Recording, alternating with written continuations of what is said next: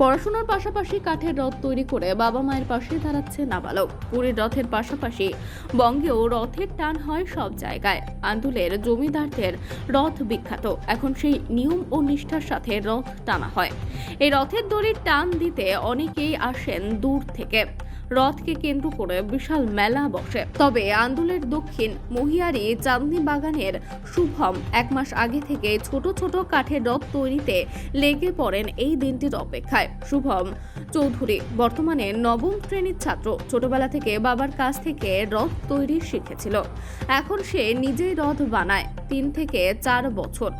1 মাস আগে থেকে প্রস্তুত নেয় রথ বানাবার জন্য। বাবাকে কাঁচা মাল কিনে দিতে বলে। তারপর সে নিজেই রথ বানায়, নিজেই বিক্রি করে। তার থেকে যা আয় হয় বেশিরভাগটাই সংসার চালানোর কাজে দিয়ে দেয়। প্রত্যেক বছর 20টা করে রথ তৈরি করে। এবছর কয়েকটা বেশি বানাবে, বেশি লাভের আশায়। রথ যদি বিক্রি না হয় তাহলে খারাপ লাগে। কোনো বছর বিক্রি না হলে আগামী বছরের অপেক্ষায় থাকতে হয়। তাই একরাশ আশা নিয়ে পেরেকের মাথায় হাতুড়ি মেরে রথ তৈরিতে ব্যস্ত ওই ছাত্র। এই প্রায় 3 বছর বা 4 বছর বাবার কাছ থেকে।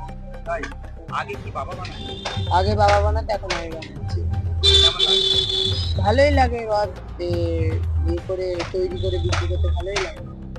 কতদিন আগে থেকে রথ বানানো শুরু করে? 1 মাস আগে থেকে। হ্যাঁ, 1 মাস আগে থেকে সব জালি মেশিন সব কাটিয়ে বোট কিনে এনে সব রেডি করে নিই। বাবা কিছুটা হেল্প করে? হ্যাঁ, বাবা কিছুটা হেল্প করে। আর এই পাশাপাশি পড়াশোনা করা? হ্যাঁ, কিসে পড়ো? 9 এ পড়ি। 9 এ পড়ো। এই রথের আসার যখন ক্যালেন্ডারে দেখো যে রথ আসছে, মনে আনন্দ জাগে? হ্যাঁ। তখন কি মনে হয় যে আজকে আবার শুরু করে দিই, কেনাকাটা করতে হবে? এই যে রথ বানাও, এখান থেকে রথ কারা কিনে নিয়ে যায়, অস্ত্রাগারটা বা এখান থেকে রথ কিনতে বলতে গেলে অনেক বাইরে থেকে লোক আসে। এখানকার লোক সব কাঠের মিস্ত্রি, ওই জন্য এখানকার লোক সব নিজেই বানিয়ে না। আর যেটা বাইরে থেকে যেমন তেঁতুলতলা, ধর্মতলা সব ওখানে অত দূর দূর দিয়ে আমাদের দিয়ে রথ কিনতে আসে। তোমার রথ যখন নিয়ে যায় তোমার কেমন লাগে? ভালোই লাগে যখন আমাদের থেকে রথ নিয়ে যাচ্ছে। সব বছরে কি রথ বিক্রি হয়? সব বছরেই হয়, কিন্তু একটা বছর লস হয়ে গেল। মানে হয়? হ্যাঁ, কখনো লস খেতে হয়? হ্যাঁ, কখনো কখনো লস খেতে হয়। তখন কাস্টমার থাকে না, না দাম বেড়ে যায় বলে? না, দাম বেড়ে যায় এবং কাস্টমারও থাকে না। তাই এই যে যার উপার্জন করো এই রথ থেকে সংসারে দিয়ে দাও? হ্যাঁ, কিছুটা সংসারে দিই, কিছুটা আমার পাশে রাখি, রথে বন্ধু রাখি। আচ্ছা, বেশিরভাগটা কি সংসারে দিয়ে দাও? হ্যাঁ, বেশিরভাগটা দিয়ে দিই। কেন না সংসারে কোনো কাজে লাগে। কাজে লাগে? এই যে বলে দেখি কিছুই মনে হয় না। ভালো লাগে, লোকজন কিছু বলে? না না, কিছুই বলে না। বাড়িতে 4 জন, আমি, আমার মা, আমার বাবা আর আমার বোন। হ্যাঁ। বোন হেল্প করে? না, বোন করে না। আচ্ছা, তাহলে বলতে গেলে এই যে রথের টাইমটা অতটাও পাই না, তবুও যতটা পারি বার করে দিই। কারণ আমি যখন পড়ি তখন বাবা এইসব করে, আর যখন বাবার ধরো কাজ থাকে, আমার ধরো পড়া হয়ে গেল, কোচিং হয়ে গেল, টিউশনে কোনো সব কাজ হয়ে গেল, তখন এসে আমি এখানে বসে। রথ কেনাকাটা, যে রথ যখন মানুষ কিনে যায় কদিন আগে থেকে কিনতে শুরু করে বা ওই 2-3 সপ্তাহ আগে থেকে সব কেনা শুরু করে দেয়। হয় না? এবারে মোট কতগুলো রথ বানাচ্ছে? এইবারে প্রতি বছর তো 20খানা করে বানাই, এবছরে মনে একটু বেশি হবে। মনে করতে যে একটু এবারে ভালো বাজার আছে বলে মনে করতে? হ্যাঁ, এটা একটু মনে হচ্ছে। বাবা স্বপন চৌধুরী বলেন, সারা বছর কাঠের কাজ করে রথের সময় এলে আগে নিজেই বানিয়ে বিক্রি করতাম। সেই কাজ ছেলে শিখে নিয়েছে, এখন সেই বানায়। লেখাপড়ার সাথে সাথে এই কাজ করে। কাঁচামালের দাম বেড়ে যাওয়ার জন্য রথের দামটাও বাড়ছে।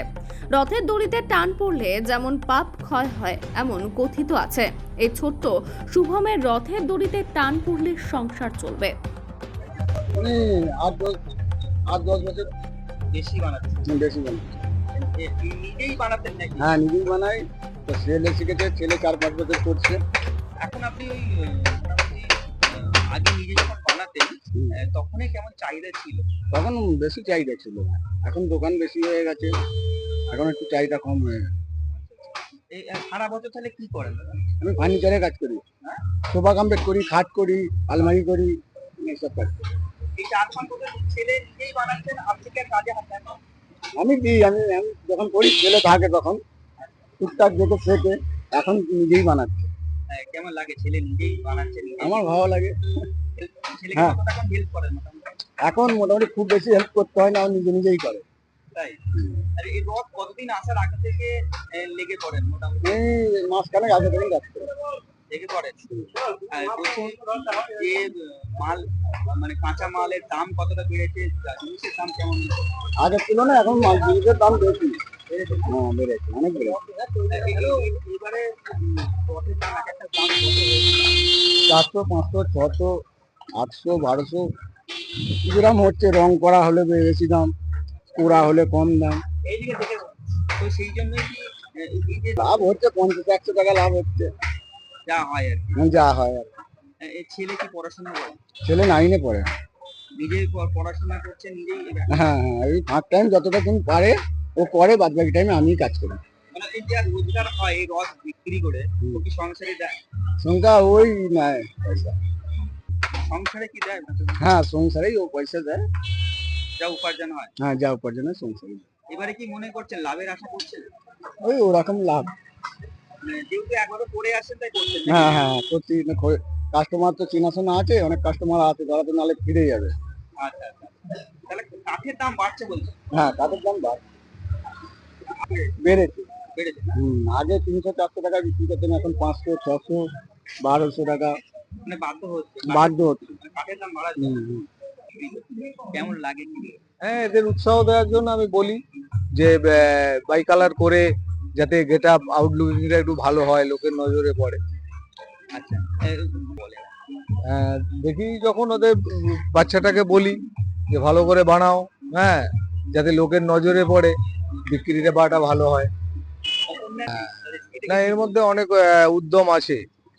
হ্যাঁ, এই ছবি টবিও ভালো আঁকে দেখি, হ্যাঁ, লেখালেখিও করে। আমি দাঁড়িয়ে থেকে যখন দেখতে পাই তখন বলি যে এটা ভুল হচ্ছে, এটা ঠিক করো, এ করো। ভালো আছে, উদ্যম আছে।